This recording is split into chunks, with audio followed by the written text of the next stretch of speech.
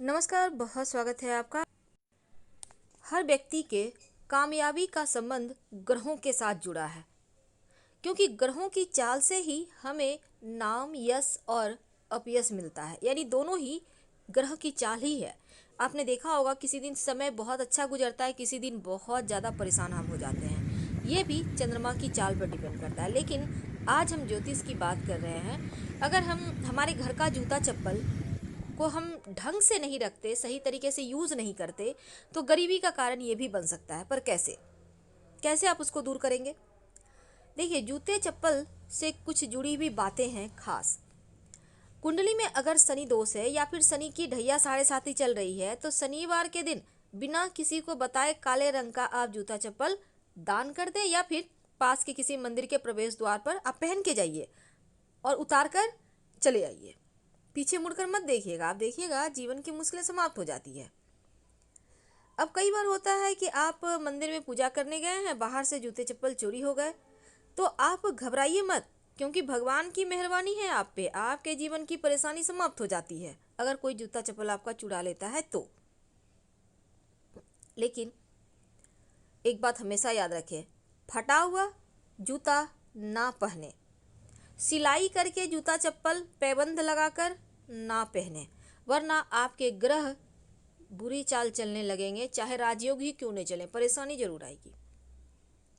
और घर के सामने किसी भी घर के सदस्य को दहलीज पर, दहलीज यानी चौखट के पास जूता चप्पल मत उतारिए, आप साइड में उतारिए और ना किसी को उतारने दें।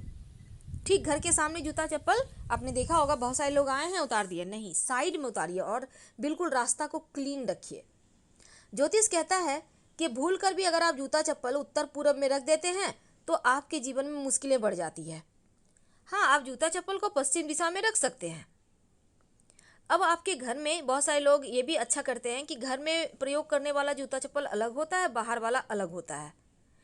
वो ज़्यादा अच्छा है, क्योंकि बाहर की जो मिट्टी के साथ नकारात्मक ऊर्जा आपके घर में आ रही है वो बाहर ही रह जाएगी, आपके घर के अंदर प्रवेश नहीं करेगी।